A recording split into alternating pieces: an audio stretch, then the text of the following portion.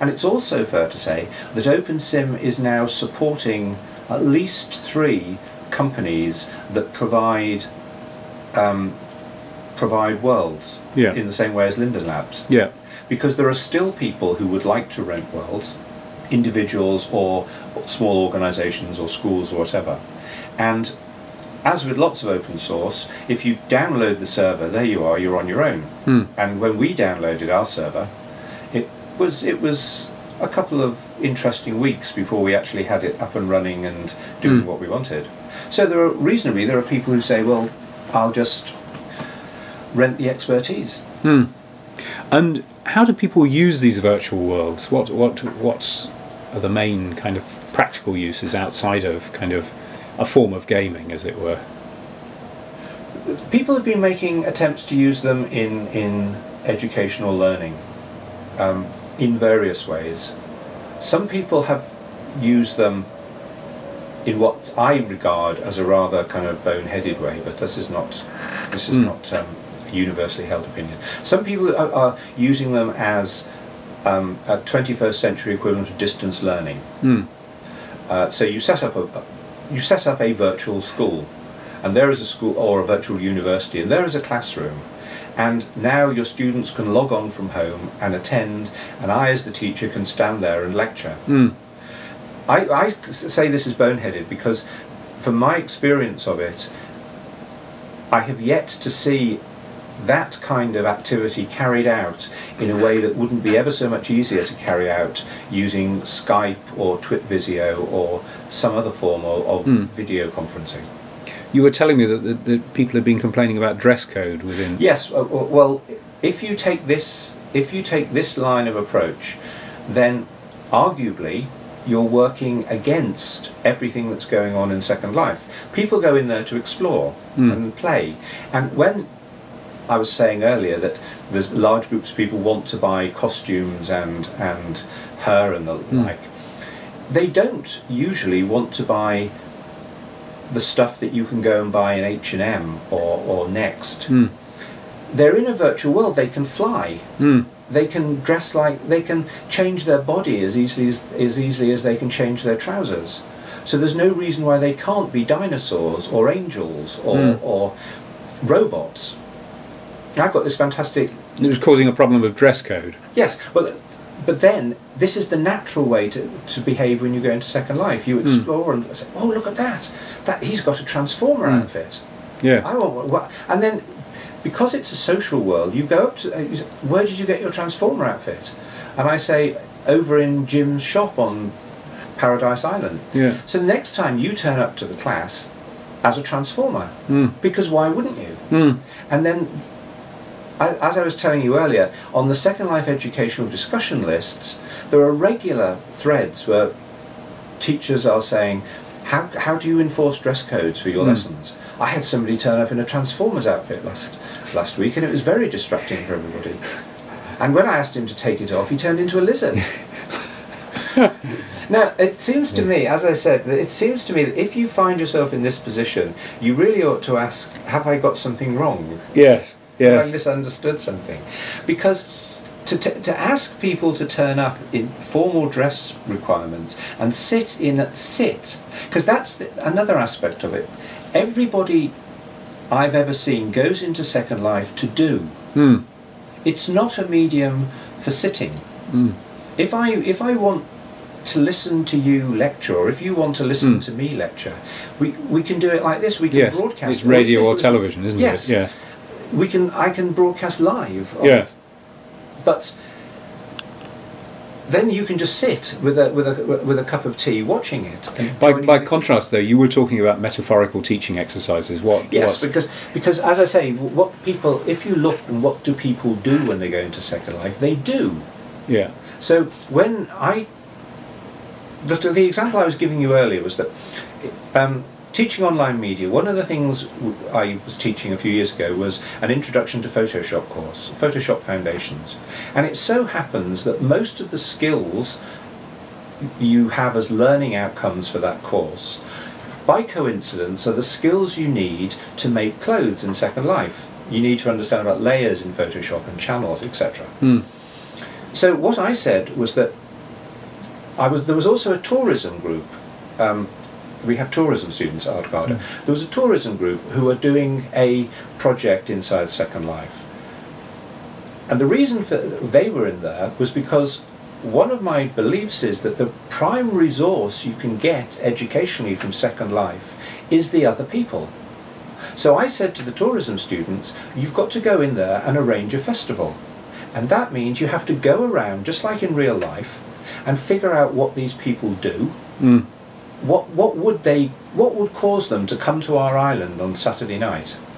What is there? And that means you have to go and figure out what the market wants, and then come back and tell us what we need to make. And then I said to the design students, as part of this festival, we're going to set up automatic kiosks giving out clothes. We're going to set up a little clothes market. And you're all going to have, each of you will have a kiosk with your clothes in. And you're going to give them away. And if you can't give away your clothes, this is an element of self-assessment. Yeah. If you can't give away any of them, then you're going to have to come to me and explain why you passed the course. Yeah. Because again, for you, you have to go off, and these people are your clients. You're going to try and make them want your clothes. So how do people respond when they go into Second Life? What's the different forms of people's behaviour? Well, in my experience, there are, certainly with my students, having used it for 4 or 5 or 6 years, I've seen broadly speaking, 3 different responses. The first one, people go in as themselves. So you're Russell Southwood. In Second Life until recently, you had to choose your surname from a drop-down list. So you'd look down to see something that sounded a bit like Southwood. So you might have Sparkfire or whatever. So then you call yourself Russell Sparkfire, and you look for clothing that either looks like you or looks like a slightly idealised version of you, and then you go in as you. Second group of people approach it more like television. Not as a story or a game, but more as a story, not as a game. So I may go in this style, and I may decide I'm going to be a mafia crime boss. And so I don't look for anything like Owen Kelly. I look down and I say, oh, Fortissimo. So I become Luigi Fortissimo. And then I decide, now what would Luigi Fortissimo, the crime lord, look like? So maybe I've got a big belly and huge shoulders and walk like this, and then I try and find some gangster clothes. Now I go in, and I don't go in as me at all. I go in as this character, and so I act in character. And what happens here is that when you come in as yourself, looking for friends, you get treated badly by me, who's come in as a gang boss, as a gang boss, looking to play this role in this big improvised play. And those are the main 2 groups, and I've seen this, and it does happen regularly that the people who go in as themselves seem to have a very short emotional distance between them and the world, and they get upset and they get hurt and people treat them badly. Whereas the gangsters and the sex sirens and the spacemen and whoever they are all playing roles, and they approach it as though they're playing a character in Emmerdale or Coronation Street or Dallas or whatever. And if their character's written out, that's fine. The third group, a much smaller group, but quite influential in some ways, they have realised that in Second Life or OpenSim, skin and body shape is also effectively an item of clothing. So I've had people who've looked down the list of surnames, and the example I gave you earlier was somebody who called themselves Code Red, because Red was an available surname. Not a name really at all. And they just gathered whole ensembles. They had they had a reptile, they were a sort of reptilian thing, they had a dwarf, they had some monster thing, and they had a machine that didn't have a body at all. And they used to just swap between these regularly and act according to however they felt like acting. But they certainly had almost no emotional distance to it, no emotional attachment to any of their avatars at all. It was all just an assemblage to them. What's the importance of the purchase of virtual land? One of the things that Linden Labs deliberately, I suppose, decided was that there would be no zoning, no planning laws. So if you buy land from Linden Labs, you have no control over who your neighbours are, and your neighbours may change every month. So you may build yourself a quiet little farm, and then suddenly somebody comes along and places a space station next to it, and on the other side you've got a gigantic shopping mall. The so-called land barons, what they effectively did was introduce zoning. They said, if you pay us more than Linden Labs charge, we guarantee that this island, this chunk of land, will always be Wild West themed or medieval themed. Or steampunk. Or steampunk, that's yes. So, and we guarantee that there will always be public land around your land, so you won't be crowded. And we guarantee that if anybody breaks the rules, and somebody in the medieval world starts building steampunk stuff, or vice versa, they'll be thrown off. So people pay extra for the zoning and for the feeling that the place is not chaotic. So effectively those land barons are the kind of real estate developers of, yes, of Second Life. And indeed An Shi-chung, who was a German-Chinese woman, became a genuine, as far as I'm aware, genuine US millionaire on the basis of buying and selling land. And lastly, how many people use Second Life? That's a difficult question. The figures vary. It looks as though membership has plateaued. The only figure that I've found that seems absolutely believable is the rate of concurrent use, which is somewhere usually around 70 or 80,000 people online at the same time.